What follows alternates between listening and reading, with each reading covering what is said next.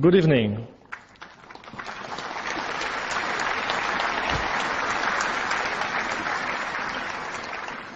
I'm Jean-Louis Chameau, the President of Caltech. It is my pleasure to welcome all of you tonight for the Lee Dubridge Distinguished Lecture, which, by the way, is not really a lecture. No data slides, no PowerPoint presentations, no jargon.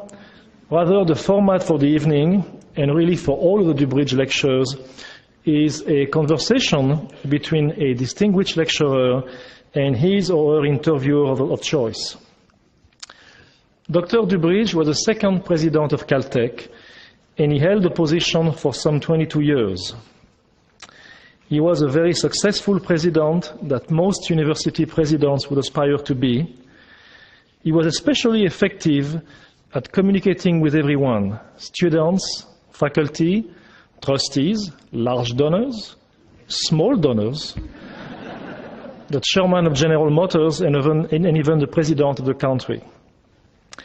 I think his talent was linked to the fact that he enjoyed talking to people about science and technology, to talk about the value of basic research and how scientific solutions can help address society's problems, as well as the impact of science and technology on everyday life. He believed in getting a diverse group of people together to discuss those issues.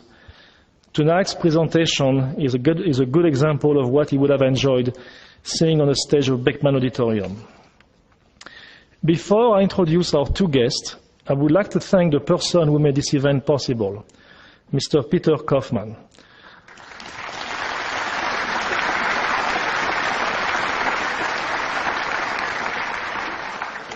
Peter is the CEO of Glenn, and he edited the book Poor Charlie's Almanac. He's a good friend of Charlie Munger, and it is Peter who suggested to him that it would be a good idea for Charlie to give a Dubridge lecture. Then Peter took a very active role in the organization of the lecture and the activities surrounding it. Peter, thank you.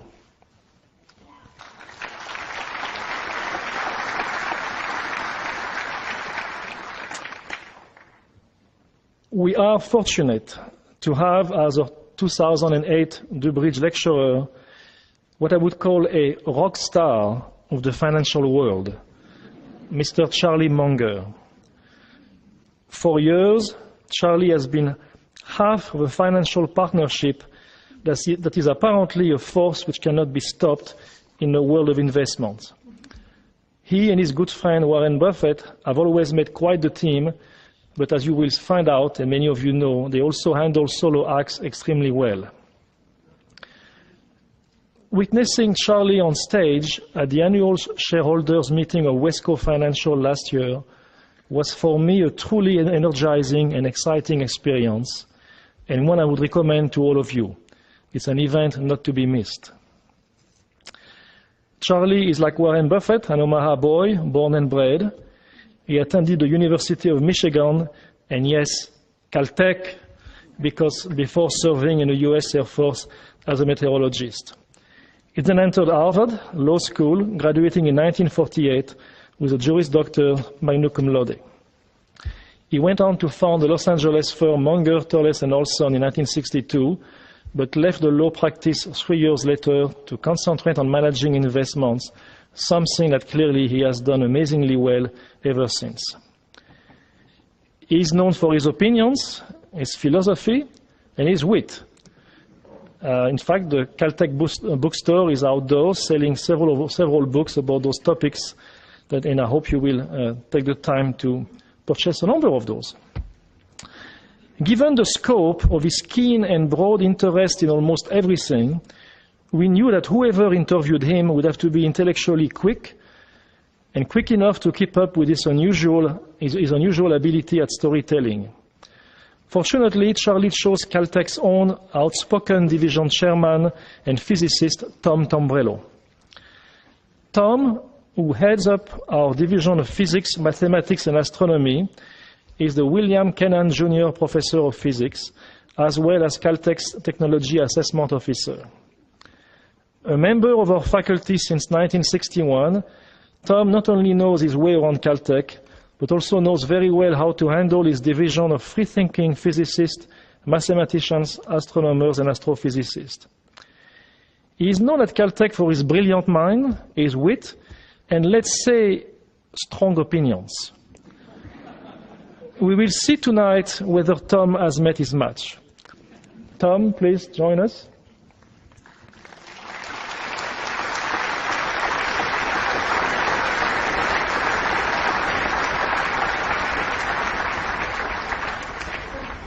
And now it is my great pleasure and honor to welcome our 2008 Dubridge Distinguished Lecturer, Mr. Charlie Munger. Thank you. Thank you.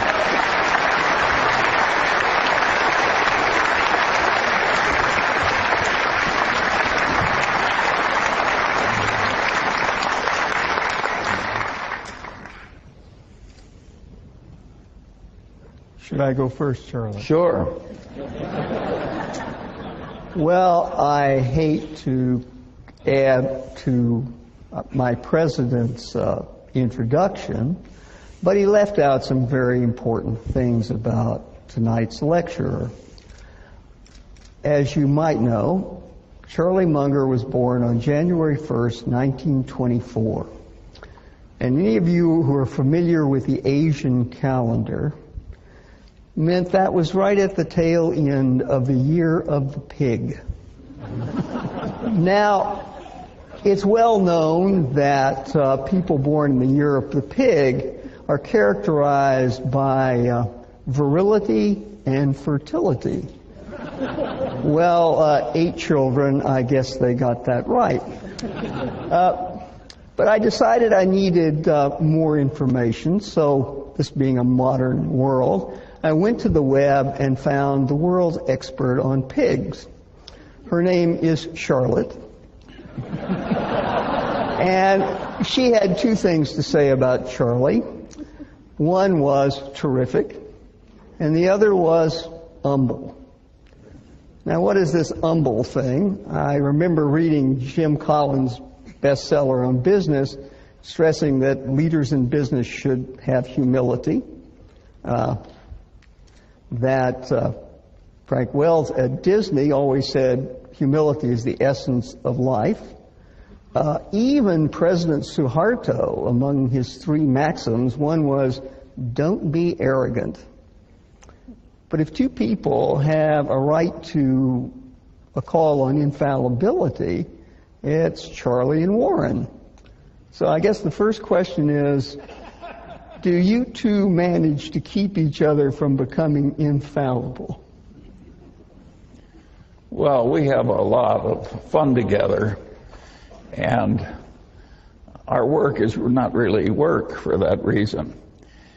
And yes, we take each other down a little bit, and promptly, but we do it in a collegial fashion. We've never had a serious argument in all these years, and of course, it's like an old married couple. After a while, you know, one grunt and 2 twitches, and you've conveyed your whole conclusion on the subject, and that's the way it works. And in terms of humility, I've frequently said that when they passed that out, I didn't get my full share. And that was a serious problem when I was young. And I only cured it partly by becoming very rich. And generous. It takes both to overcome a defect like that. So the young people in the room, don't copy this if you're not willing to pay the price. Well, I don't, but if humility means that you know the edge of your own competency, yes, and you aren't arrogantly stepping over the boundary, I'm very good at that. But within my area of competency, my best friend would not adore me for my humility. Yeah, well, I'd redefine humility as knowing what you don't know. Yes, well, both Warren and I are very good at that. One of these guys at the Berkshire meeting from one of the foreign publications said, why do a couple of guys in a little place in Omaha do so much better than all these powerful minds and great institutions. And I said, well, I think Warren and I know the edge of our competency better than other people do. And that's humility in the Tombrello sense, and that is a very important thing to know. I say over and over again, it's not a competency if you don't know the edge of it. You are a disaster if you don't know the edge of your own competency. Warren frequently says, I'd rather deal with a guy with an IQ of 130 who thinks it's 125 than a guy with an IQ of 180 that thinks it's 200. That second guy will kill you. And so it is very important to know the edge of your own competency. I thought I would speak tonight a little bit on my favorite subject just as a talk, and after that just take questions from Tom of any kind he wants to answer. What I'd like to talk about briefly is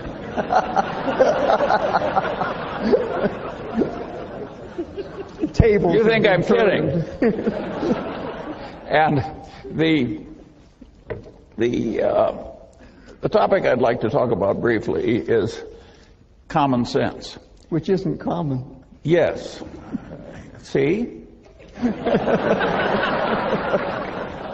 And what people mean when they say a man has common sense is uncommon sense.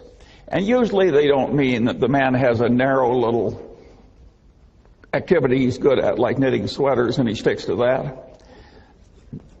What they mean is a man that can operate over a pretty broad range of human territory without making any big boners. And that is a very important thing to be good at, and the question is how you get it. I was very lucky in my own life because every place I looked, at the pinnacle, there was a guy that was better than I was. And one of my father's best friends was a great surgeon with a vast mechanical ability. And I knew what this man did with his mechanical abilities in inventing all these spreaders and things he used to do his operation, that I would never be as good as he was. And everywhere I looked, there was somebody like that.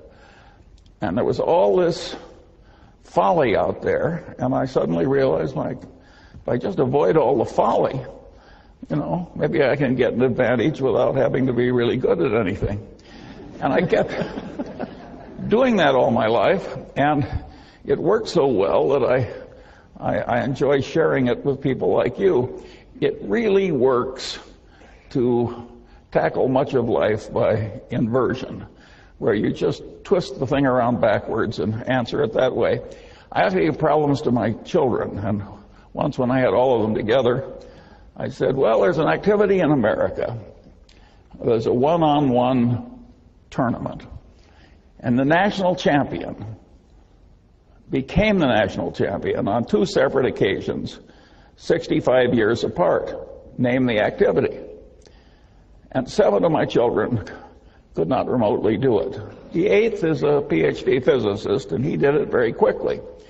And what he did was he just turned it around. He says, can it be athletic? And he realized that no 85-year-old was ever going to win an athletic thing with the neurological and other deteriorations that are so evident tonight on the stage. And so I said, well, could it be chess? He's a chess player. And he realized that no 85-year-old was ever going to be the U.S. chess champion. He knows what a chess tournament is like. But that led him to checkers, a game that you could almost master with enough experience. And of course, that was the correct answer. It took him about 15 seconds. All kinds of problems like that look so difficult. If you turn them around, they are quickly solved. And so this process that I've gone through life doing of identifying folly and trying to avoid it has worked wonderfully for me. Another trick that I got very early was that I loved big ideas that had a lot of instructive power. And I liked them so well that I didn't mind when they were in somebody else's territory. I just went in and took the ideas. So I paid no attention to the territorial boundaries of academic disciplines. And I just grabbed all the big ideas that I could, and then I used them in daily activity to solve problems and amuse myself and do self-education and so forth. Well, that makes me a collector. I'm a collector of inanity. And I've cataloged the inanities on structures in my head. And it's been a wonderful thing to do. If you stop to think about it, how many unhappy collectors do you know? Whether they collect silver or mistresses or, you know, by and large, collectors are happy. And collecting inanities is just wonderful. If you collect stamps the way I once did, I soon had a U.S. stamp collection I couldn't afford to add a stamp to. Well, what fun is collecting when you can't afford the next stamp? When you're collecting inanities, there's never a shortage. And there's all this low-hanging fruit. We had one this morning from the governor of New York. That was pretty expensive fruit. Well, but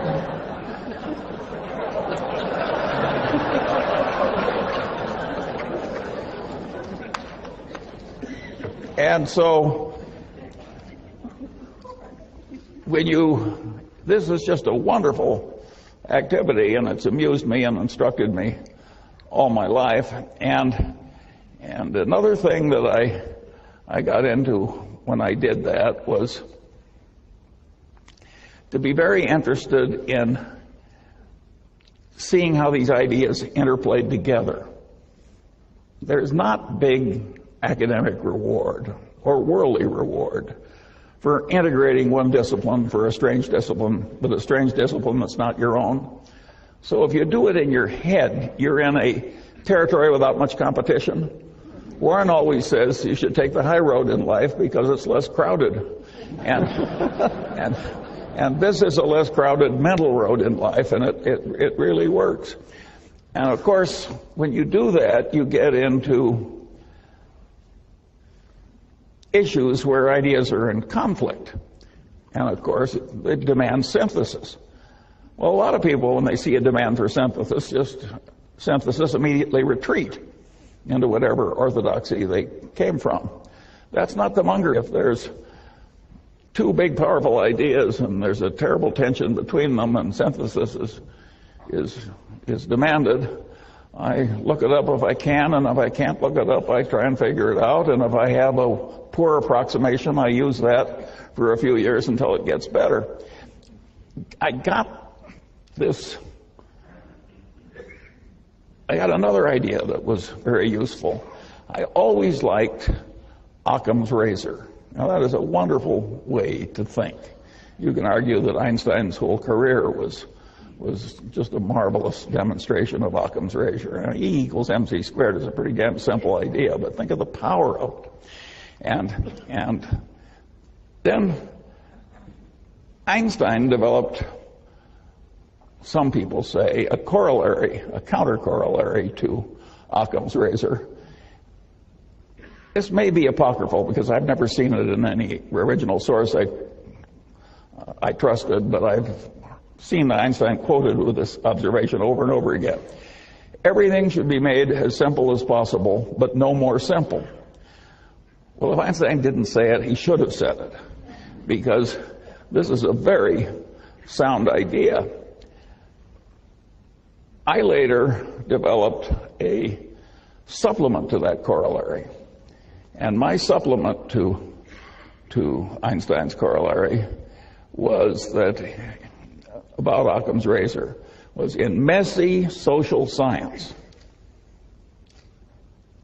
if the result you're observing is a Lollapalooza, look for a confluence of multiple causes, multiple forces operating in the same direction. I got to that idea when I was trying to explain to myself how the Moonies were able to get some student to come out for a weekend in the country. And at the end of the weekend, the guy was a brainwashed zombie who was the slave of some megalomaniac nutcase for the rest of his paltry life. And this is obviously a Lollapalooza result, and so I looked in academia for an easy, correct answer to this, and of course I didn't find it. I finally stumbled across a popular book done by some psychiatrist founded by the Rockefellers, who had studied the last work of Pavlov. And Pavlov had had these dogs in these cages, and when the Leningrad flood came in 1920, it went right up to the dogs' noses, and they damn near drowned and died, but didn't, and the stress was perfectly horrible. And they'd all been conditioned to have these dog personalities, and when the waters receded, the personalities had reversed. Well, Pavlov, being a great science, spent the rest of his life giving nervous breakdowns to dogs and trying to reverse those breakdowns. And this is not pretty reading, but it was very instructive. And I realized that the Mooney methods and the involvement of stress was clearly part of it. I also realized that the psychiatrist did not have an adequate explanation. Well, finally, I stumbled into psychology, in which I'd never taken a course, and so I just bought the 3 main textbooks in Psych 101 in the country, and I riffled through them quickly.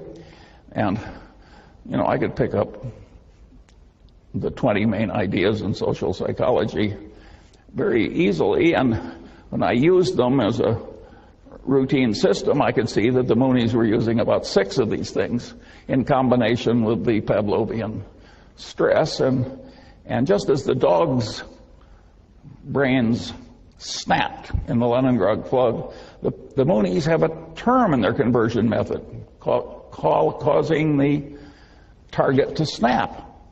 Same damn idea. And I found that very interesting.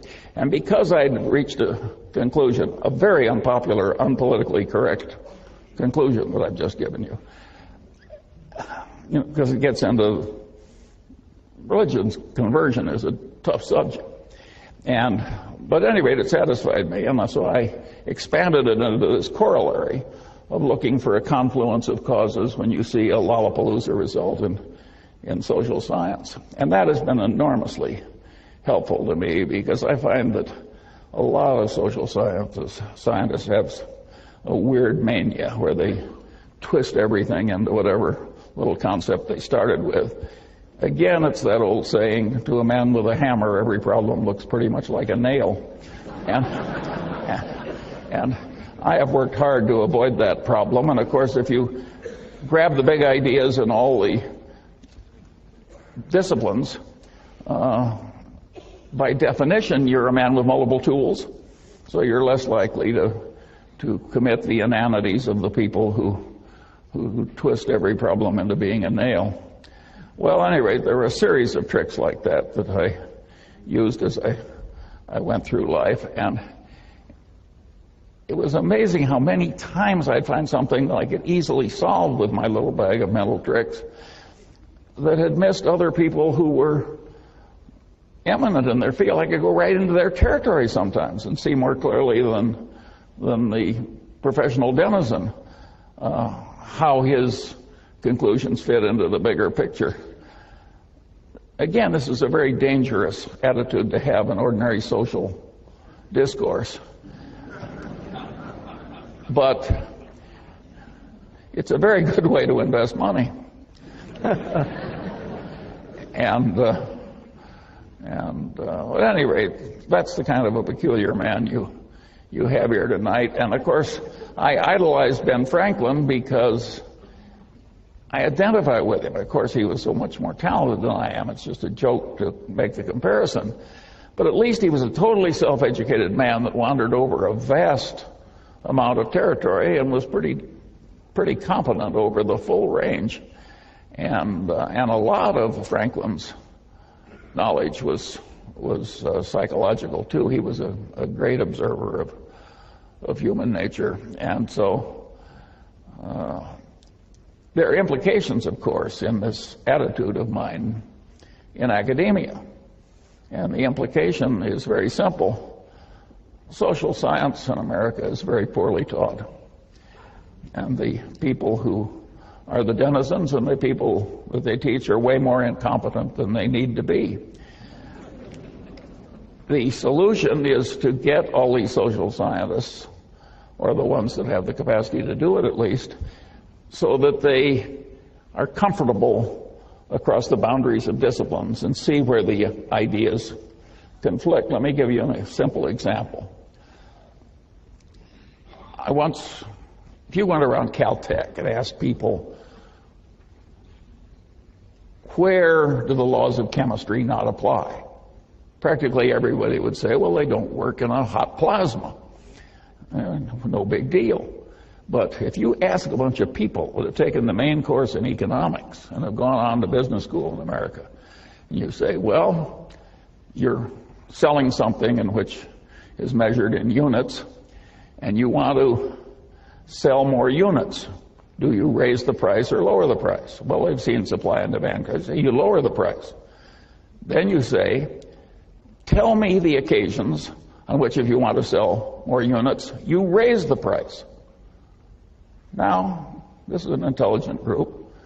You've been through social science. I'm giving you some time. Will anybody who has the right answer raise his hand?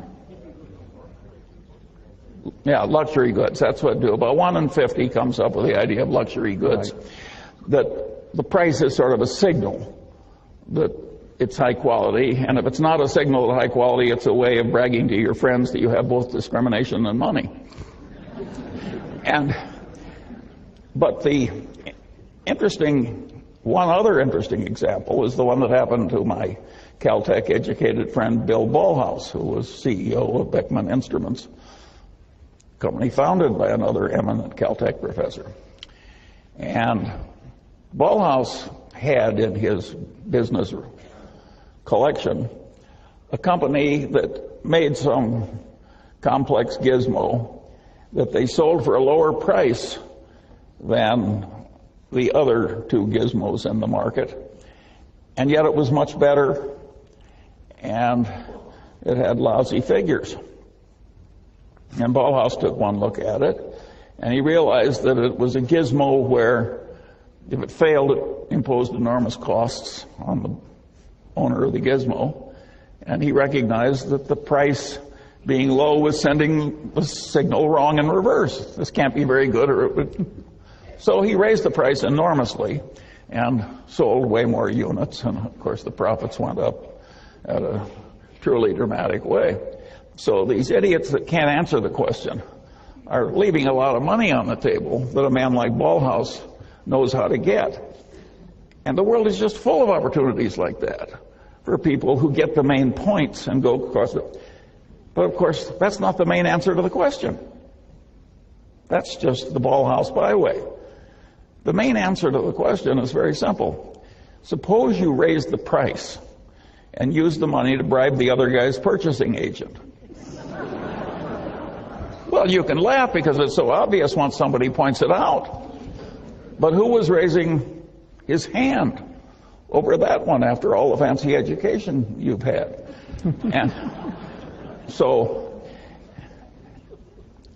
And the kissing cousin of that direct bribery of the other guy's purchasing agent, that's the way title insurance is sold in America, that's the way load mutual funds are sold in America, that's the way a certain amount of defense contracting has been done or attempted to be done. It's a huge, important part of capitalistic life, that business of raising the price and using the money to enhance sales. And of course, there are legitimate ways to do it too, like legitimate information through advertising or otherwise. But there's a lot of illegitimate use of increased price to increase sales, and that's a big part of the capitalist condition. And if you don't have a brain that automatically has these things pop into it, you haven't really assimilated social science correctly. What good does it do to be able to pass a test parroting back to the professor what he told you? Well, that'll get you an academic label, but it won't get you the many millions of dollars Ballhaus made by raising the price, and it won't get you really fabulous investment results in life if it takes some imagination. If you don't see how all these things work and how they interplay. And of course, the way to get that competency, like any other competency, is to adopt the necessary elements and practice using it over a considerable period of time and a considerable area of complexity. And now, get to a really interesting question. Can we fix the social sciences so they aren't such total horses' asses? And the answer is yes. Is it likely to happen? The answer is no. It will happen eventually because, well, here I'm going to lose my humility prize. I had a guy in the Harvard Law Review ahead of me. He said to me once in the course of an argument, he said, "Charlie, think about it for a while and you'll agree with me because you're smart and I'm right." Great argument. Yeah. Well, the liberal arts are going to come to the Munger system in due course because they're smart and I'm right. It can be done better, but it can't be done better with a crazy reward system that allows people to be as silly as they are in many departments. I always liked the story of P.J. O'Rourke, who said, he says, the last communist dictator of Albania was a pure communist. And he finally threw out the Russian embassy because they'd lost the pure faith. And then he kicked out the Chinese communists because they'd lost the pure faith. And he said finally he was only comfortable with two places in the world. One was the communist dictator of North Korea, and the other was the English department at Yale.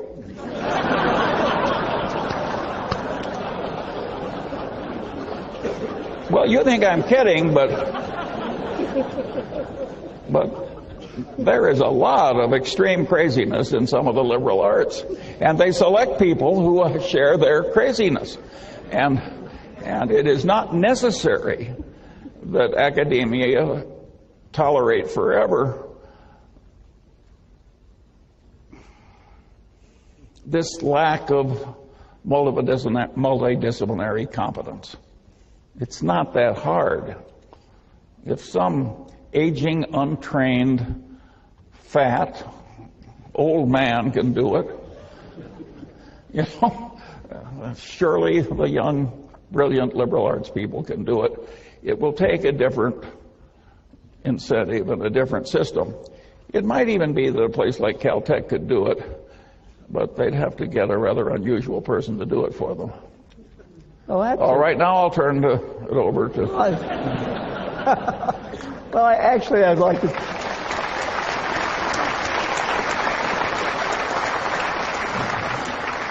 I'd like to comment on your last thing, because there's this old story, which is a reincarnation story, which if you are a very moral economist and you die, you get to come back as a physicist.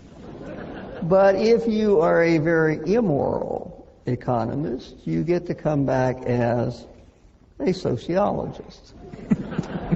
And the story actually has some truth to it, because we're talking about the degree of linearity. Physics, for the most parts, is a linear subject. Cause and effect don't get intertwined. Whereas my wife's father invented something in sociology which shows the intrinsic non-linearity, extreme non-linearity of the social sciences. And that was the self-fulfilling prophecy. Yes, indeed, it was invented by Robert King Merton. And what it says, basically, is if Charlie were to say something about the state of the economy tonight, by God, by tomorrow morning, the reporters who are here would have it in the newspapers, and something might actually happen to the economy. Whereas if I said something about the economy, in fact, exactly the same thing as Charlie, everybody would say, ho-hum, what does he know? And so that shows the powerful non-linearity of that exists in the social sciences. In other words, the problem partly is they're extremely complex, and the fact we haven't come to grips with them means we haven't dealt with that non-linearity appropriately. Comment? I think you can do it without the fancy math. Better than they're doing it now. We agree completely. Now, I want to cite the example of another great Caltech man. When I was at Caltech, right across the court was Thomas Hunt Morgan. Mm-hmm. And I always thought the faint odor that I smelled was his damn fruit flies. And later, I started paying the research expenses of an ecologist, Garrett Hardin, whom I really liked. And he had trained here at Caltech under Thomas Hunt Morgan. And he told me something about Morgan that really fascinated me. He said that in that day when they didn't have computers and when the main calculating device was the Frieden calculator, everybody in Caltech had endless Frieden calculators, except Morgan. And he pretty well banned the Frieden calculator from the biology department. And when they said, "Why are you doing this?" he said, I'm like a gold miner in 1849, and I can walk along the banks of the river, and I can use organized common sense and pick up these enormous nuggets of pure gold. And as long as I can do that, I'm going to use my scant resources to pick up all this gold, and I'm not going to revert to any placer mining, sifting the statistics for faint traces of something. And I love that, because that's what I've done with my life. I just picked up the obvious things that were on the riverbank with organized common sense, and I'm glad to quit claiming placer mining to people who like a lot of boring gravel sifting. So I think that a lot of the people who are trying to fix the social sciences will make it worse by going into these very involved computations, because they get into math very soon that they can't handle. And they're walking right by great boulders of gold on their way to this non-productive math. This is not an intelligent way to go at the problem. Yeah, well, that's something you've talked about earlier, this attempt at false precision. Terrible. Warren and I always say, we cite Keynes. Better to be roughly right than precisely wrong. Right. We see over and over again people who know how to use these computers now. And there's a big complicated problem with multiple inputs. Some of it can be carefully measured and some can't. So you just horribly overweigh everything that can be measured. This is truly asinine. But you're in the insurance business, so I'm going to be a professor and tell a story about derivatives. 20 years ago, I decided my wife and I decided to build a house on a tropical island. And yet, they had hurricanes. And, being a Caltech professor, that's a risk I didn't want. So I constructed a financial instrument, which was build a house and buy an insurance policy. Hurricane did come, damaged the house severely, and now, more out of blind, dumb luck than skill, I cashed the check from the insurance company about 2 weeks before the insurance company went belly up, because the insurance company had only insured houses on this island. And therefore, I hadn't constructed a hedge at all. No, of course not. I had constructed a common mode failure. And so the real question in society right now, whether we talk about bundle mortgages or any of the other fancy hedge funds, is whether the risks are really independent and you can determine them, or whether somehow there's these common mode failures that take down both systems at once. These same people who are trying to ruin the social sciences by taking it into this extreme, hopeless complexity of math that won't work are alive and well on Wall Street and creating securities etc. And they've done the same thing there. They have created things so complicated that nobody can understand them. And therefore, they take shortcuts. They don't try, they rely on the rating agencies. There are grown men who looked at a bunch of collateralized debt obligations, all of which were rated AAA by rating agencies, and they all yielded 60 basis points more than normal AAA pieces of paper. Well, anybody with a grain of sense would see danger flags flying. I mean, the hurricane concept would come quickly to your mind. But what these people saw was a marvelous opportunity to get a lot of money for themselves by lying and cheating. They bought all these AAAs, they leveraged 4 or 5 times over, and then they told their investors they were getting alpha. They weren't getting alpha. They were taking a hurricane risk and telling the people they deserved extra pay because they were delivering alpha. Well, they were delivering extra profits as long as there was no hurricane, no financial heavy wind. This is a deeply immoral way to create financial instruments. It's a deeply immoral way to run an investment operation. And of course, it's attracted more and more people from eminent places like MIT. People go into this derivative trading, because it's hard to rise in Standard Oil inventing better oil refineries. It takes time and there's competition and so on. And besides, when you're all done, nobody's ever going to hand you $180 million. And so these people do go into this activity and they create this hopeless mess of super complexity.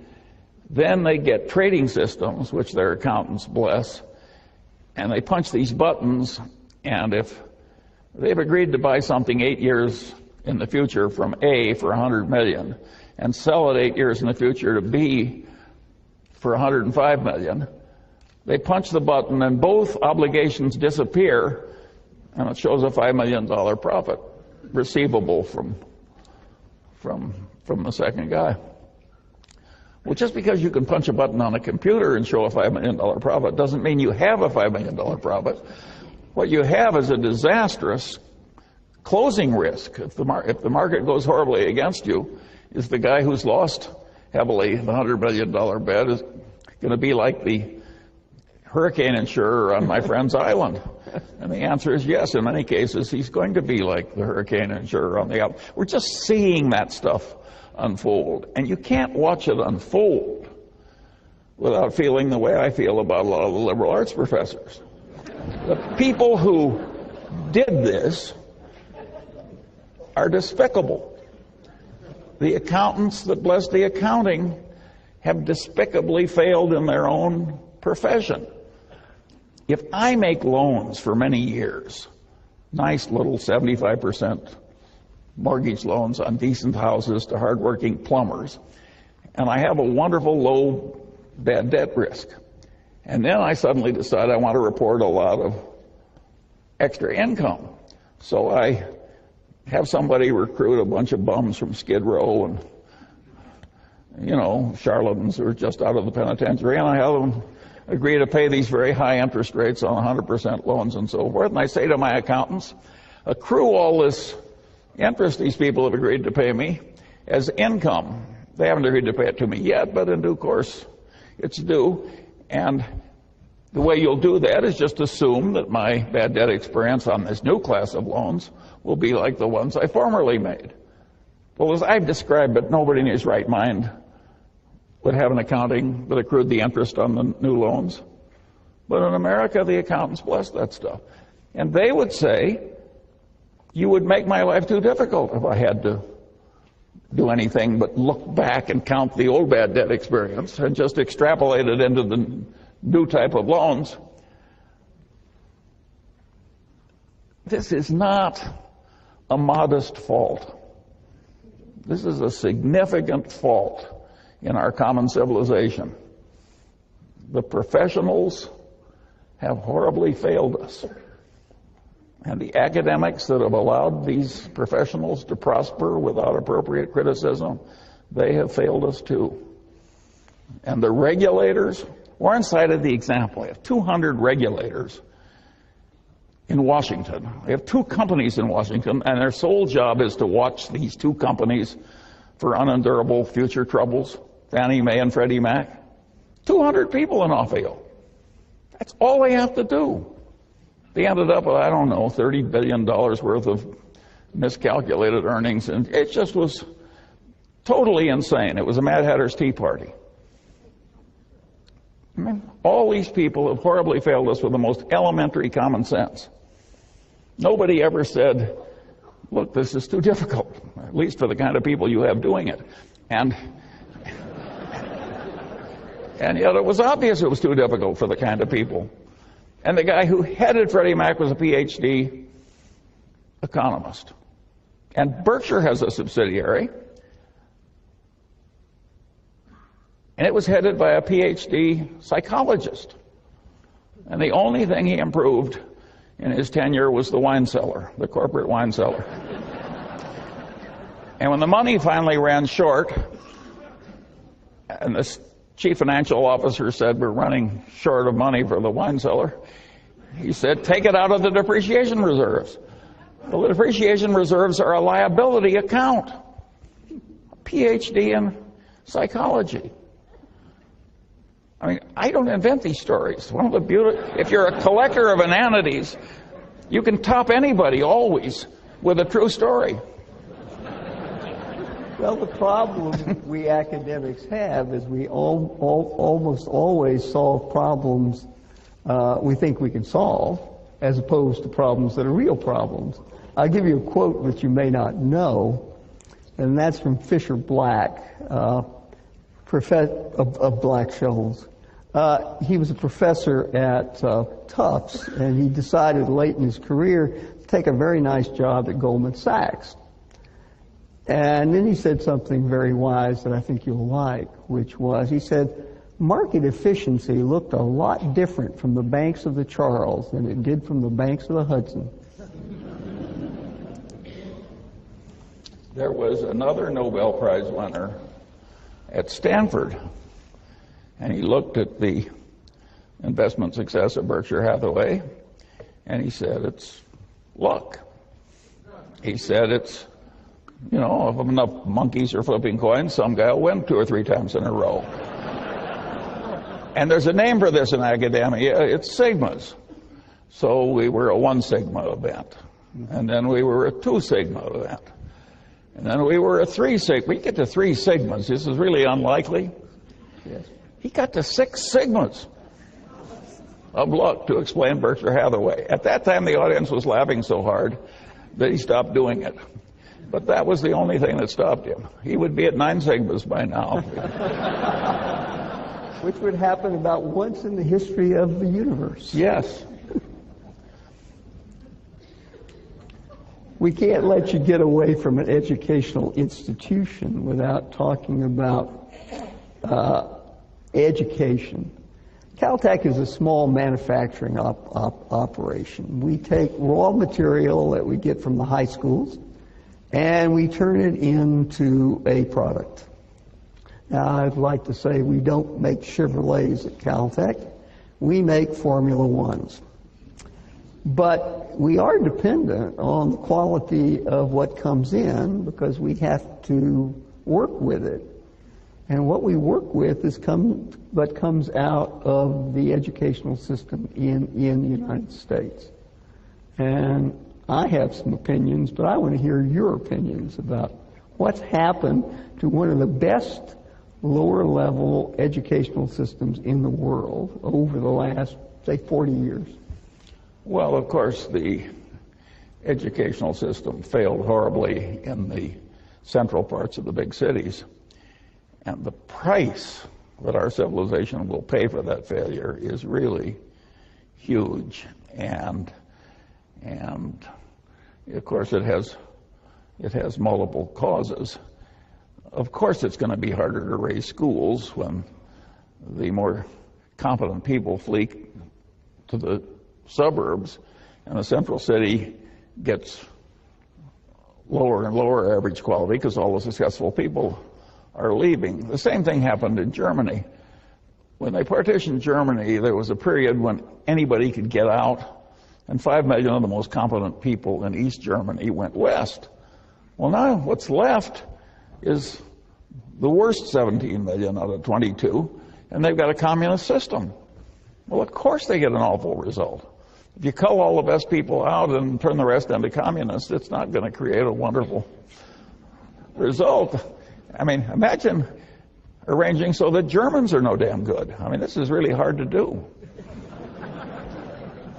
But so something like that happened, and it was a huge mistake. And what he's complaining, by the way, about are marvelous people. It's just that they're not Tom Tombrellos, because how many of those are there? But Caltech gets marvelous people, and the average quality of the entering freshman at Caltech is simply marvelous. And the average quality of the institution, in terms of the way the professors, the administration, and everything behave, is wonderful. And the asininity around Caltech is way low for a human institution. And if any of us had no friends or family left, and we were thinking, what are we going to do with our worldly goods when we have to part with them? I don't know about you, but I wouldn't have a better candidate than Caltech. I'd have way more confidence in it than I would have in say, an elite Ivy League school. I think they're pretty good too, but I think Caltech would be more reliably sensible and more reliably ethical than the other places. And so Caltech is a very remarkable place, and you shouldn't judge the world by Caltech. This is way better than normal. And you have to understand where the man's coming from. Most of our students volunteered to come here. Charlie was drafted, sent here. So he was not a volunteer, he was a draftee. And he learned to be a weatherman, so if you think he knows which way the wind is blowing, he has a degree in it. by the way, that's an interesting subject. Because I was going to do this, I looked at the ordinary meteorological text, like Meteorology 101 is now taught in America, and I compared it to what I knew after getting what was then a graduate degree at Caltech. And you can't believe how much they've figured out in those 60 years. I mean, it's just unbelievable how much better it is. And of course, they've got better measurements and they got moving diagrams. The physics is better. You'd think we would have known everything about the phase changes of water by the time I was at Caltech. There's a lot we didn't know. How can they not know the phase changes of water? Tom will know. But it's weird the way water behaves in every little change of phase. It interacts differently with radiation, right? We've learned a lot of stuff. There's on your Ben Franklin story, I was listening to the Saturday noon broadcast of the Metropolitan Opera. How many of you listened last week? Yeah. Lucia de Lammermoor. But in the last part of the opera, there's a very eerie piece from the orchestra. You know what instrument it was? The glass harmonica, invented by Benjamin Franklin. So there was a man who really understood all sorts of things, from bifocals to very interesting musical instruments. Self-taught, he played 4 different musical instruments. It's just a casual. He had a broad range. Indeed. He sang pretty well too. I'd say if anybody saved this country by getting the French to come in and help us with the British at Yorktown, it was Franklin. Yeah. Bill, I noticed at dinner that he was gazing at us from the wall of the library. I know you're a fan of Jared Diamond. Jared Diamond gave the commencement address at Caltech last year. And a few years ago, he wrote a very interesting book called Collapse, which has, among many other examples, two that I find very interesting. One is, of course, the collapse of the Vikings colony in Greenland as the weather got cold again. The Eskimos who'd come in from the north, of course, didn't notice it. They were eating seafood. The Vikings were eating sheep and cattle, and when those disappeared with the colder weather, they starved to death. The other was Easter Island, where they got into a mad race to create some artificial economy of building the great stone heads. And of course destroyed the ecology of the island and ultimately themselves. I thought, that can never happen now. So I have to tell a story from about 30 years ago when I was still consulting at Los Alamos, and a friend of mine worked in something called X Division, where they made things called thermonuclear bombs. And we were having a conversation about the competition.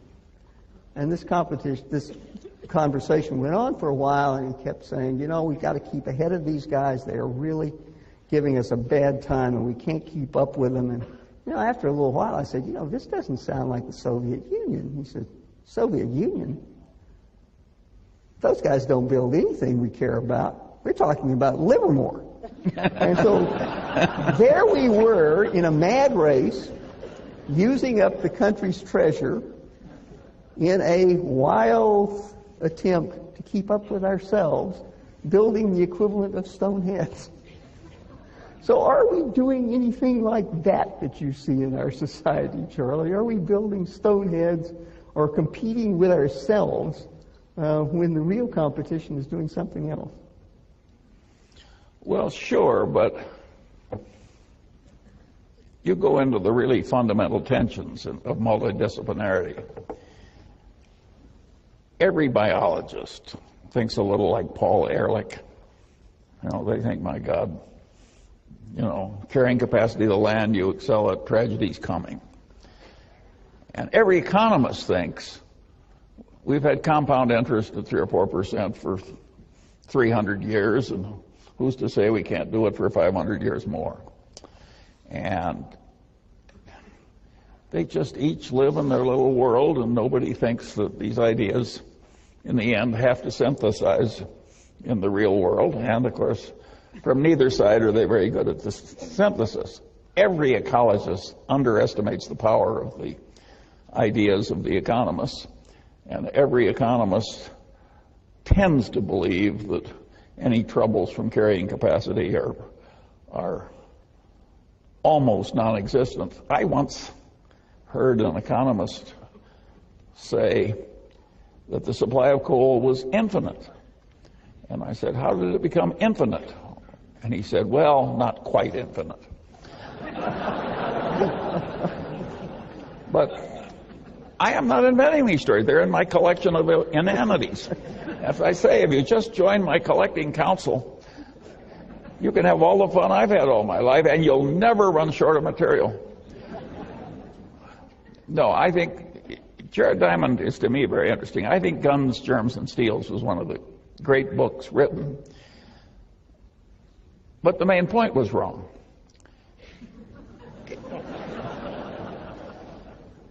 Jared really believes that the people in New Guinea were just like a bunch of literate Jews in Berlin in 1890, except that they wore loincloths and were illiterate. But that's a delusion. The genetic evolution continues to work after you get a civilization, and man's breeding patterns will reinforce it. will reinforce and accelerate and change. But the genetic evolution doesn't go away, and it's really stepped up. That's why all these dogs are so different when they're all descendants of the wolf. I mean, what you can do to change nature when you start breeding with some selectivity, and so at any rate, I can understand why he was wrong on that, because he lives in academia and it's not politically correct to accept there could ever be any genetic difference between individuals. If you notice that Zulus are taller than pygmies, they just look at you like you're spat in the fireplace. And it's a social error. But they don't say that they're exactly the same height. They just look at you with detestation. But the truth of the matter is that part of the problem with the United States is that we are now competing with some people who have some considerable genetic advantages over us. They're called Chinese.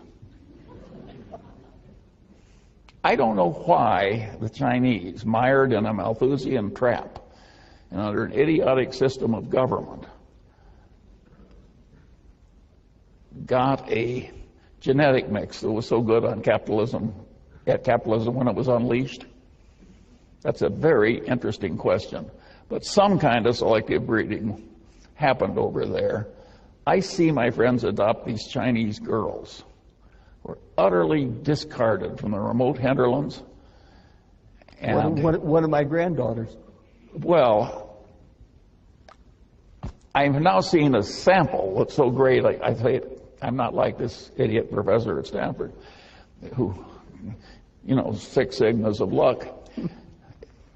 There's a reason why these girls are working out so well. In many cases, way better than the people who had their own children. And we are starting to have a very major competition with a group of people who, on average, have some genetic advantage over us. I happen to like it. If the Chinese displace the Mungers, some of whom are here tonight, my attitude is bon voyage.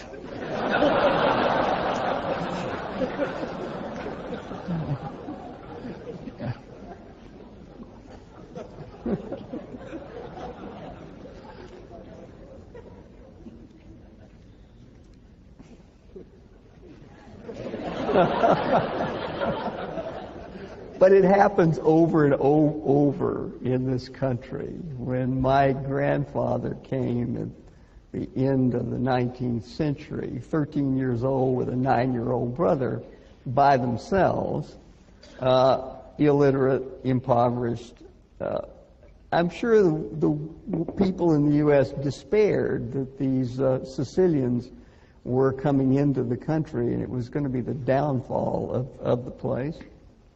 And of course, maybe it was. But they did survive, and they did bring their parents and their younger siblings over. And so each generation seems to have absolute despair at the people coming in, but they save us. I call this the vampire economy, that the U.S. lives on the fresh blood of immigrants. And each group gets replaced by another group. Yeah. But I think we could safely take in a whole lot of Sicilians, and we'd get about the standard number of Tombrellos. But if we try that with the Chinese, we'll get way above a standard number. Of course. You got it. The Sicilian blood is run thin. We need to be replaced by something better. No, I don't say it isn't a tough blood. I just say that I don't think we'd get more physicists out of Sicily than we. Which reminds me of one of my favorite true stories. When Shockley was at his craziest, he tried to recruit all these Nobel laureates to donate their sperm so that the next generation could have the advantage of all this selective breeding. And he came to, I think it was Munger, a famous Nobel laureate, and Munger said to him, well, he says, you're barking up the wrong tree. He says, what my sperm has given America is 2 guitar players. He says, if you want to have Nobel laureates, you better look among the immigrant illiterate tailors. On that,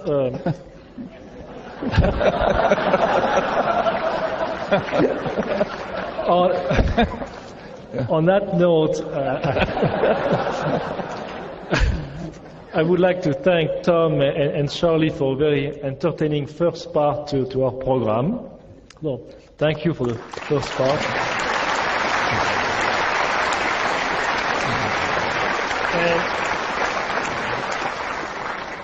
And now we would like to allow some time for some of you to ask questions. There are a number of microphones which are in the hallways here, and you should come to the mic and mention who you are and ask only one question very briefly. And from Charlie. Charlie, I would have to tell you, I have to say that we have at Caltech a large number of physical scientists, life scientists, engineers. We also have a few social scientists. So there may be a few questions here from our social scientists. Go ahead. Hi, Mr. Munger. Whitney Tilson, a Berkshire shareholder from New York. Usually at the Wesco meeting, I ask you a business-related question. We're not at a Wesco meeting, not a business meeting. So let me ask you a political question. Last night, I was at the dinner in Omaha that Warren hosted for the DNC, raising money for the Democratic Party. And there he gave a very eloquent... I'm very sorry to hear that. Well...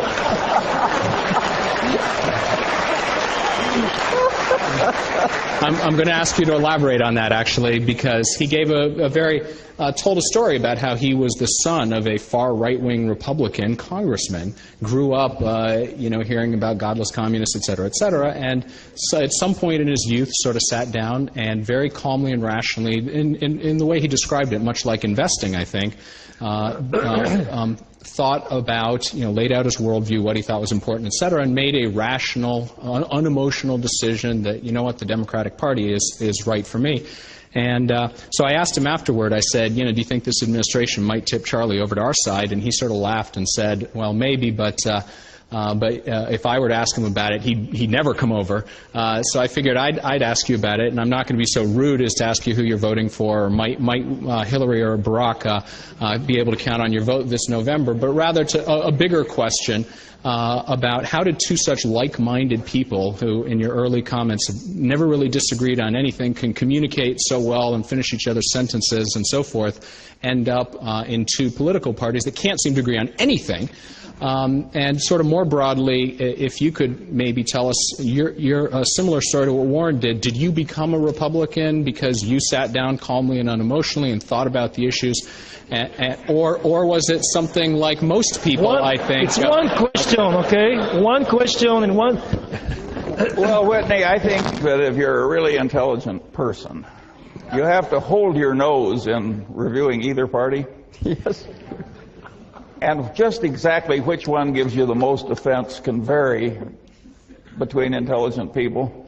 And Warren and I get along so well because he's not a normal Democrat and I'm not a normal Republican.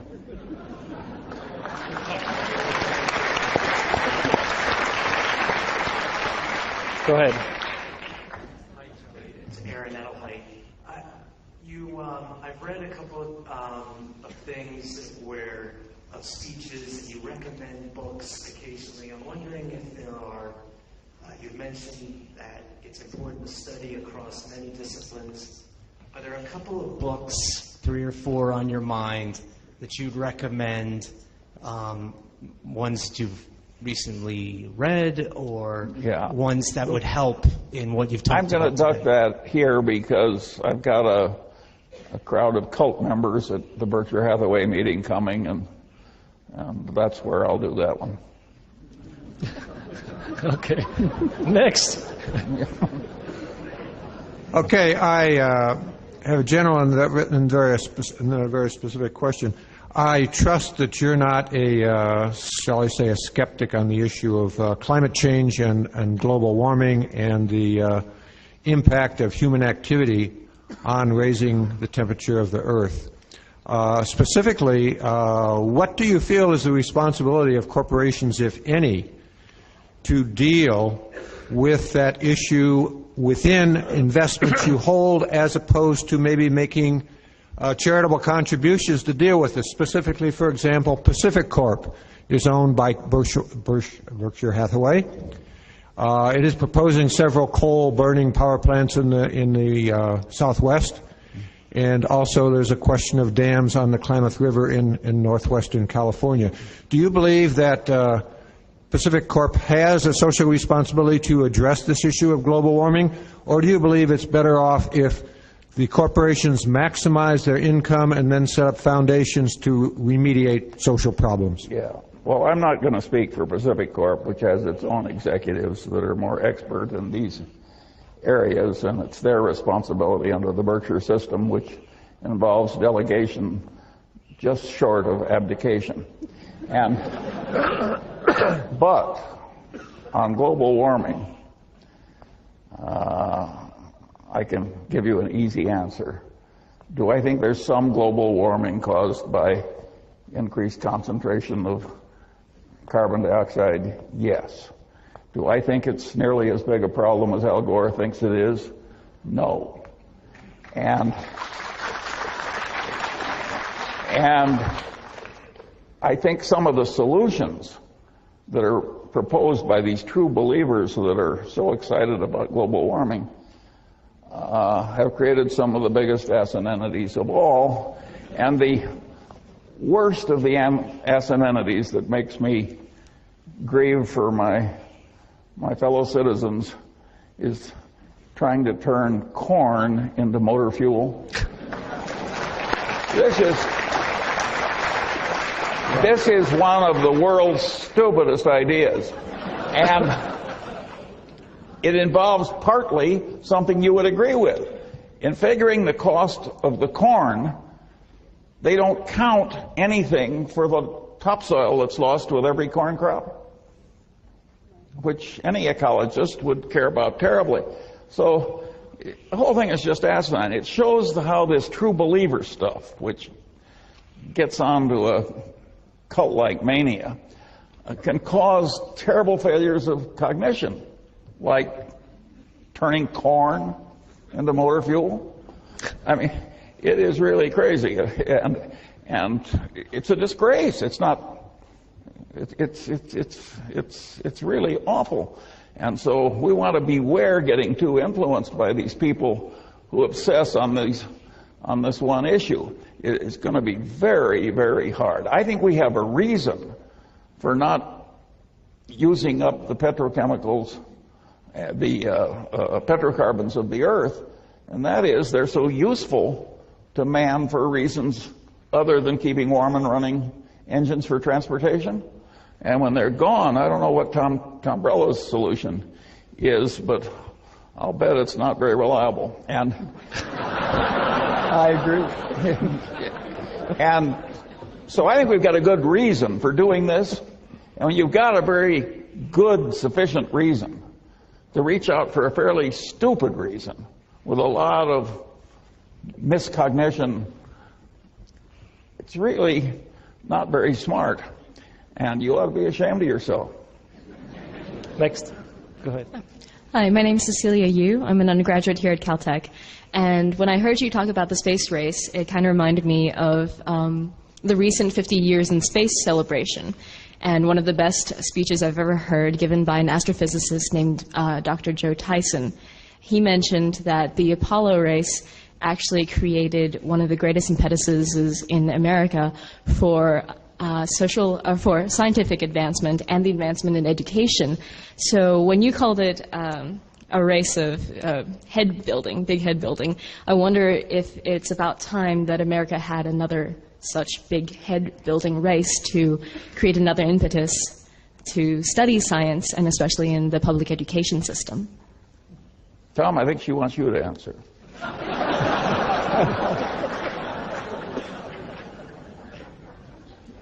Well, I'll be happy to, but I'm probably even more opinionated than Charlie.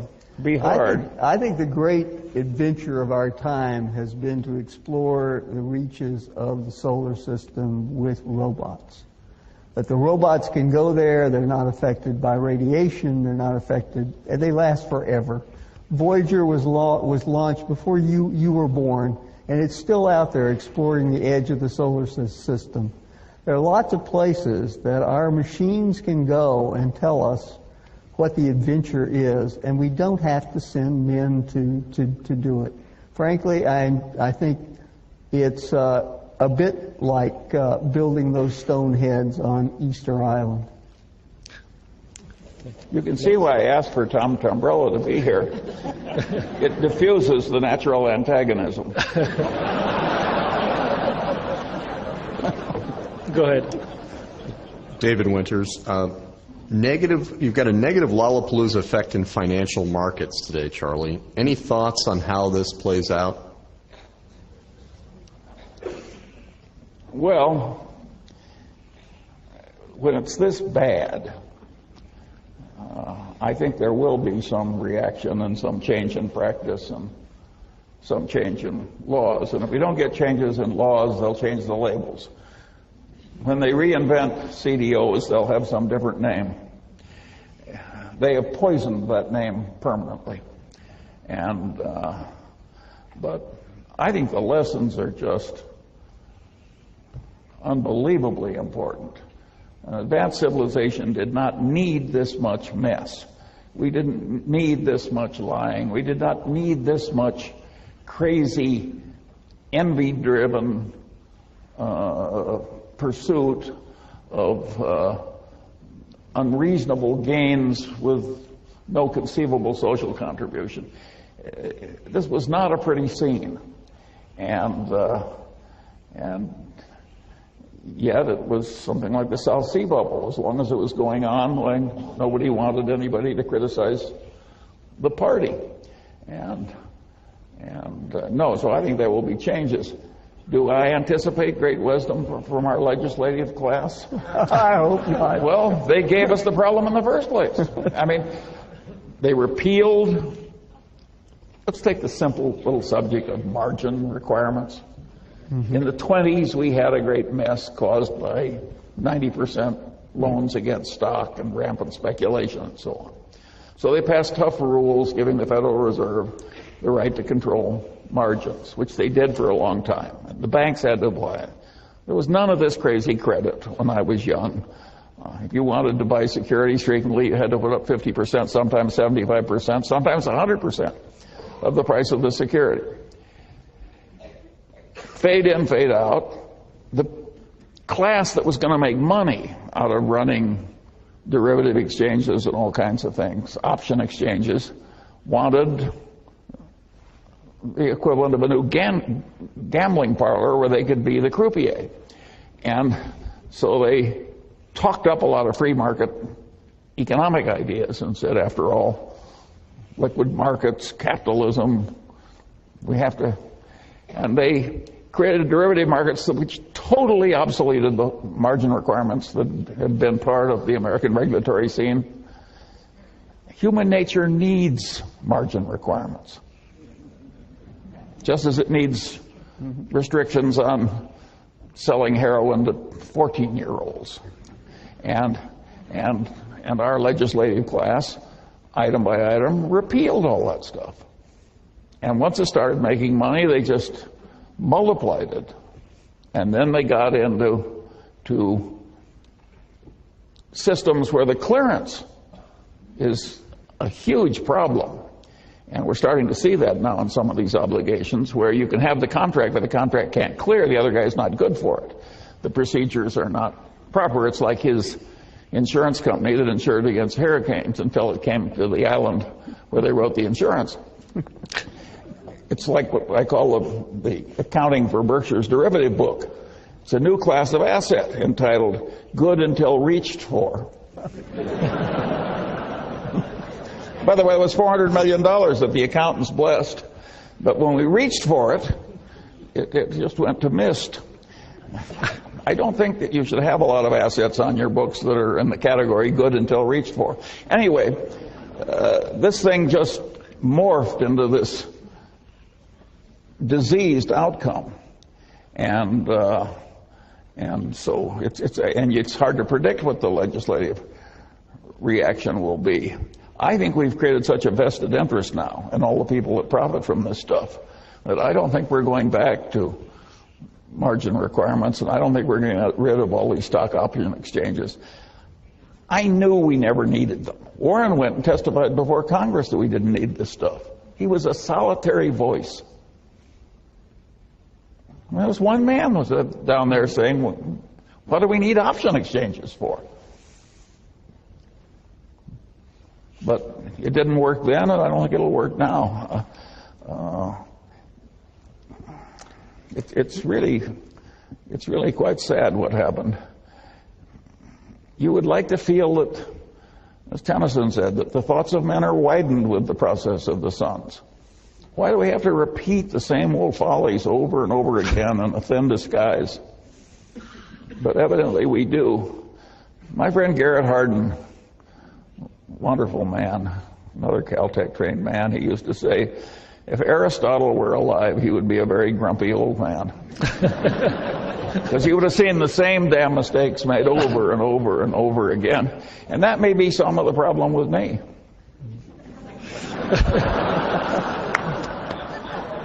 Next question. It happens quicker. You don't even have to die to get in this condition.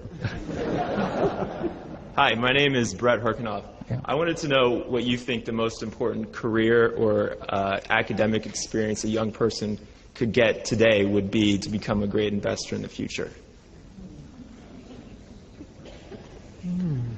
Well, I think it helps to have a generalized competency in dealing with words and numbers and quantities and concepts. And of course, it helps to practice with that competency. And then, if you collect follies the way I do and stay away from the follies, when you're as old as I am, you'll be a rich old man. Okay. Next one. Good evening, Mr. Munger, Professor Tombrello. And by the way, I'd rather be you.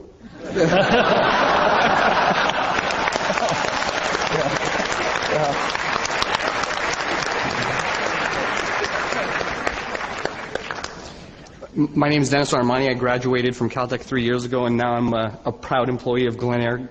Pierre Kaufman's my boss's boss's boss. So, my question to you this evening is that when I started Caltech in 2000, got my PhD and now work, it went from never really hearing about China to now the United States has to pack up its bags and just say we're done.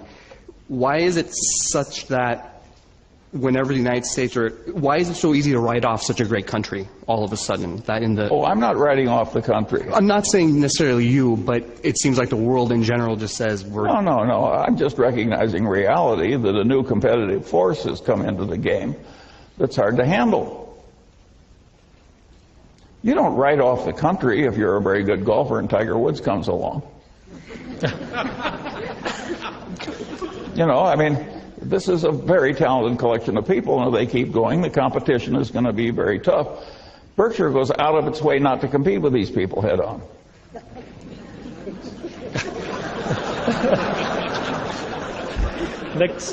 Next question. Now, if you think you can handle it, well, all I can say is anybody smart enough to graduate from Caltech with a PhD and go to work for Glen Eyre does not need any help from me. You have it made. And you don't have to worry about China either. Good. Hi, Mr. Munger. My name is James Lynn. I remember reading a long time ago, Warren Buffett, you and Buffett were not into macroeconomical things, issues but Mr. Buffett, I read recently he's been investing in the Brazilian real and basically long foreign exchange, foreign currencies. So I want to see what's your outlook on the U.S. dollar and interaction with the economy and how bad it can get and how bad can this stock market get? Yeah.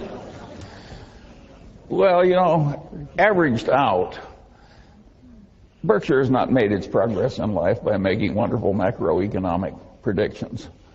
We figured out how some things were very likely to do way better than other things, and we got into those things. Occasionally, in recent years, Warren has kept out of other mischief by doing things like buy the Brazilian real. And he's done it very intelligently, and he's made a few $1 billion. But it's a sideshow. You know, when the markets are scarce for our kind of activity, Warren has to do something. And he's so used to a few $1 billion coming over the transom he sometimes stretches a little if it's easy enough. Okay.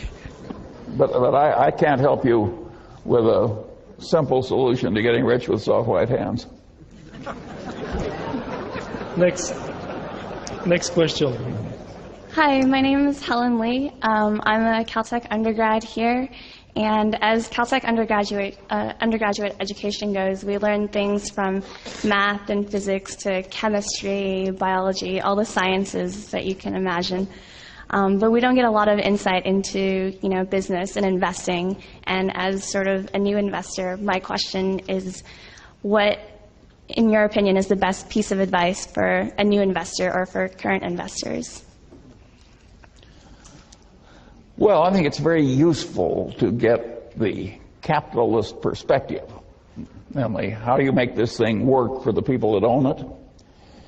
Because the reality will make more sense when you go at it with that perspective.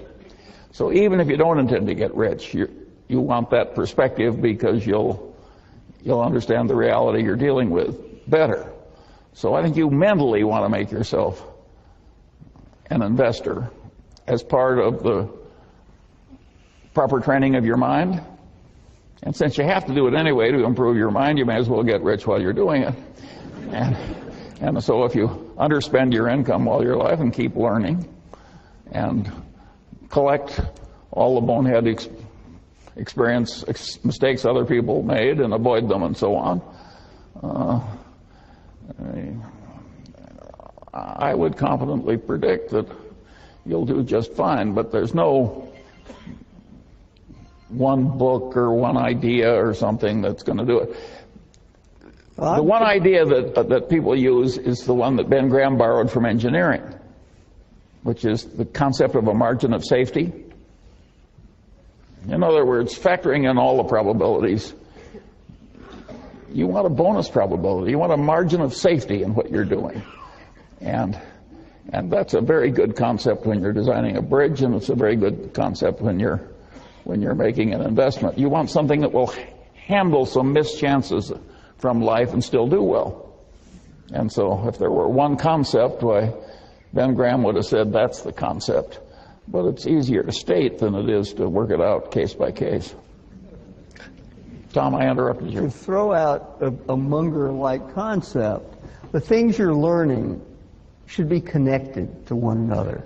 And that's part of your job. You're learning a bunch of separate things at Caltech. Try to figure out how they're connected to one another. And that may mean reading a lot of other stuff, but it's all of a piece. It's not a bunch of separate compartmentalized things. And I believe I've lifted that from Charlie.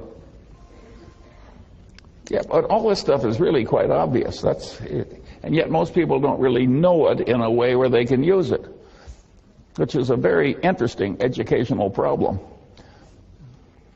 Next question. Hi, Charlie. Welcome to Caltech. My name is John Lee. I'm the president of Caltech Falun Gong Club. And Falun Gong is a movement in China, and which is persecuted by the Communist Party now. I came from China, so the strategy you were talking about, raising price to bribe the purchasing, is very commonly practiced right now in China, so it's nothing new. And that is not unknown in the United States either. Actually, I think they are also buying American president. I know that in 1998, when I went to the Chinese consulate, they were giving us such instruction to pay for the American president candidates. Anyhow, I think a big money or economic growth in a country with morality going down is very dangerous for this society, for this world, as which has been verified in the Second World War. And I think right now, many people have paid attention to the human rights abuses in China. As you may know, the communist culture is totally different from traditional Chinese culture. And the Communist Party is using their power to persecute all kinds of people and supporting. Can you please state your question? Yeah. My question is, right now, where many people like Steven Spielberg are putting a pressure on the Olympic, but some of the big American companies are still sponsoring this Olympic without paying attention to the human rights abuses. What do you think? Question. What is your question? What do you think about this company should do? Should they sponsor an Olympic? Question. State your question. Yeah. Should this international company sponsor these Olympic Games which still have human rights abuses? Thank you. Well, my answer would be yes. I figure that China is a nuclear power. We have to get along with China whether we like it or not. There would be nothing much more asinine than creating a lot of needless tension with the nuclear power, and particularly one which is improving decade by decade from its worst condition. So this idea that I think getting along with China and sharing in their pride with their Olympics is a very good idea, the human condition being what it is. Thank you. We are running out of time, so I'm going to allow maybe 2 or 3 more questions, and I'm sorry for the many of you who would like to ask additional questions, so go ahead. Hi, Mr. Munger. My name is Greg Ragney. This is my first time seeing you in person, and it's a real pleasure. I was pleased to hear you speak about common sense and the Lollapalooza effect and your lattice work of mental models. I'm wondering if you could give us a specific example of how you integrated these ideas to recognize a great investment. That would be of great help to those of us trying to understand and replicate your success. Well, some of the ideas were so simple. We noticed that in city after city, the monopoly newspaper made more money every year. And in some cities, there were still 2 newspapers and one was slowly dying.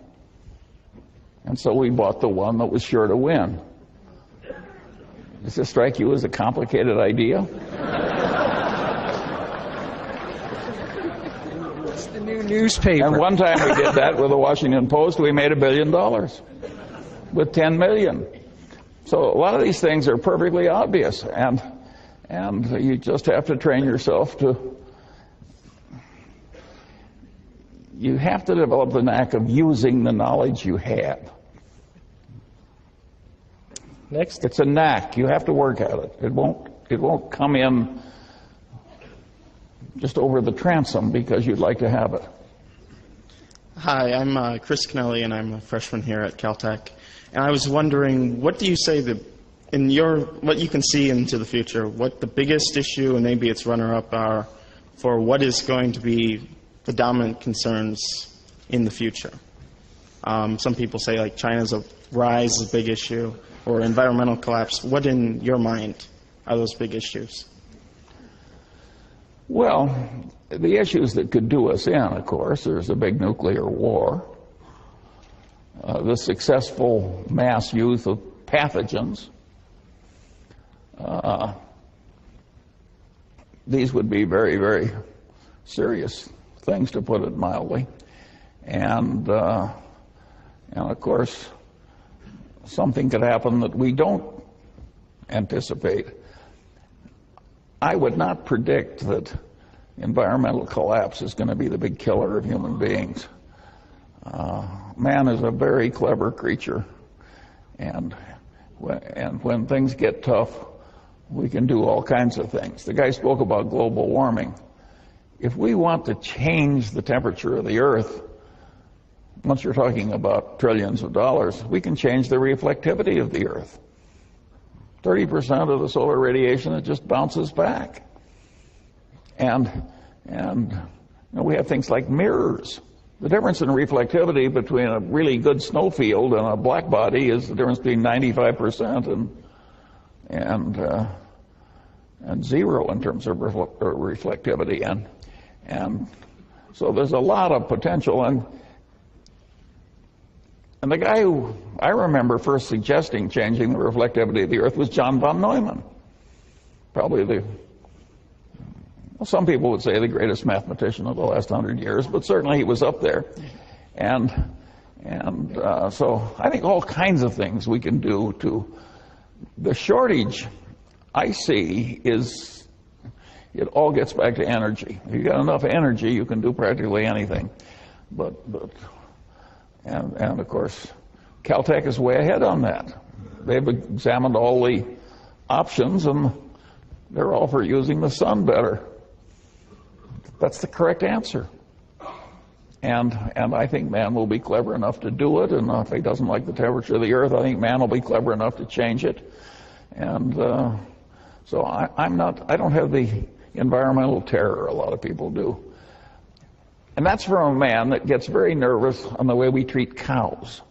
I do not like the fact that the average dairy cow in the United States is kept pregnant by artificial insemination 270 days a year. I suspect that many hormones in the milk is not a good idea. Now, I don't know whether it is or not, but I know enough to raise my eyebrows. So I think there are all kinds of things that we will learn to change. And by the way, that may be one of them. So I think man will be clever enough to avoid the worst of the environmental troubles. Whether man will avoid the other troubles, I'm way more negative. I think the folly of man is up to some pretty extreme things.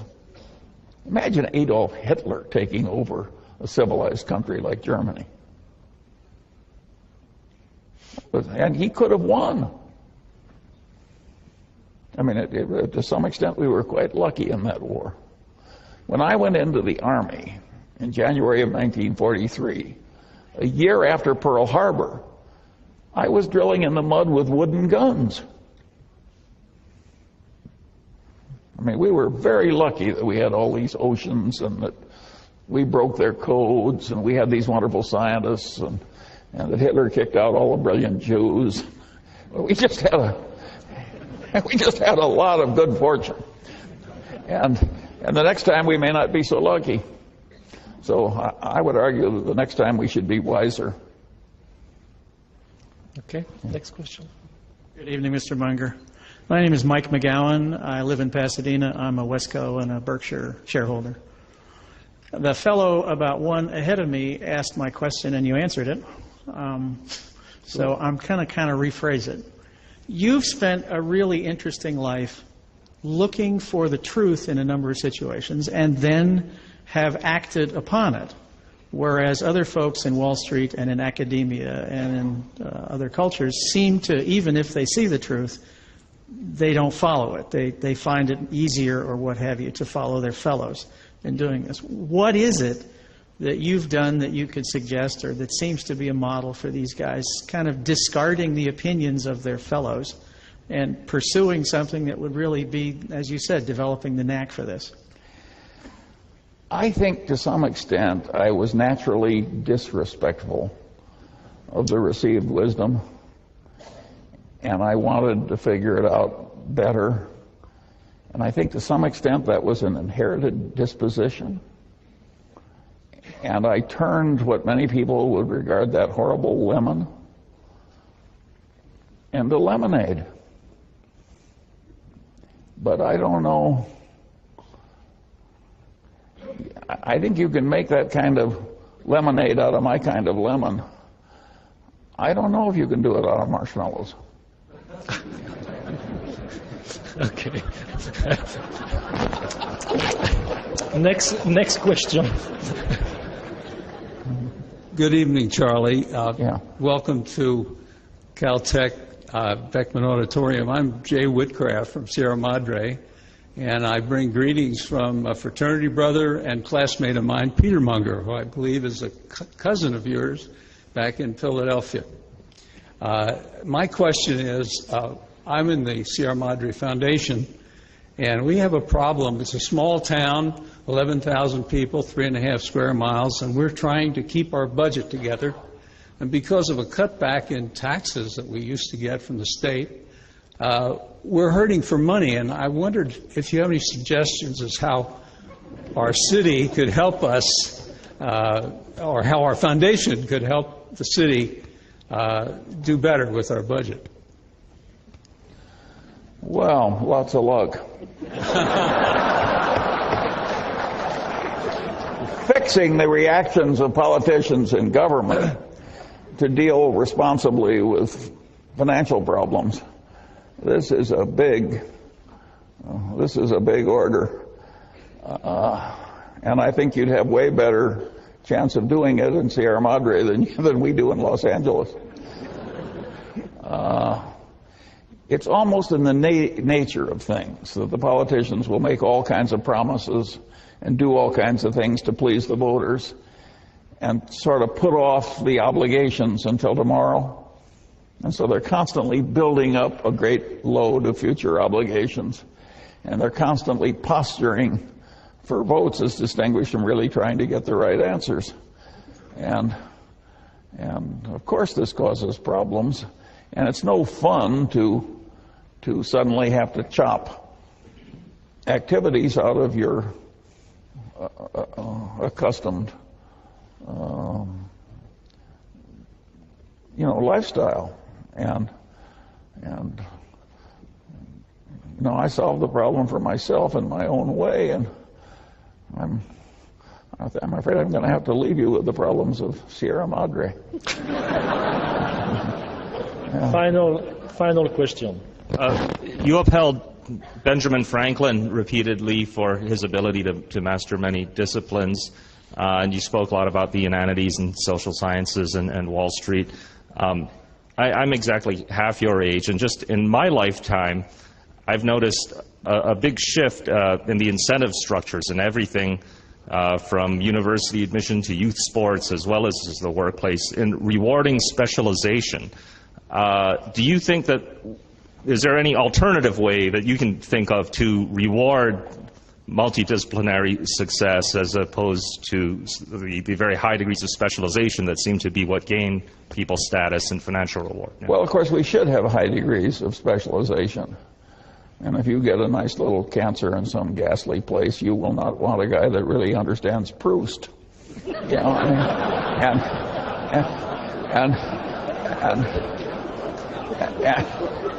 mean, but of course, it's my argument that you can be quite competent in your specialized field and also have the common sense over a broad area if you work at it appropriately. Let's take the case of Newton. More than half of the powerful creative period in Newton's life was totally wasted on alchemy and theology. And in the remaining half, he managed to create quite a distinction in his chosen profession. He had power to burn. Now let's assume you're not Newton. You're just a good guy who's going to be a good mechanical engineer. You know, don't you think you could get a general competency? Just as you might be a good engineer and also play golf? There's plenty of time to do it without ruining your specialized competency. All you have to have is the will and the technique. And every hour you delay in doing it, it's just you're just increasing the chances that you'll remain in the shallows. Now, most people are happy in the shallows. After all, there's always somebody that's in a shallower place. Thank you. Yeah.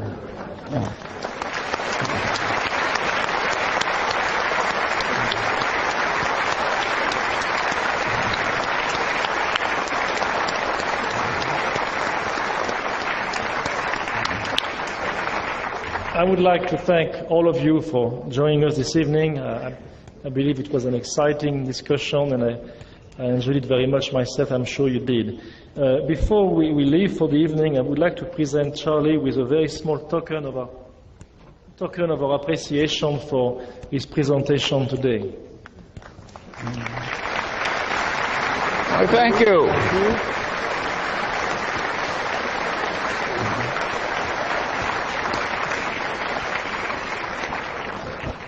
And as you leave the auditorium, you will be offered the possibility of not purchasing, but of taking one of those DVDs, thanks to the generosity of Peter Kaufman.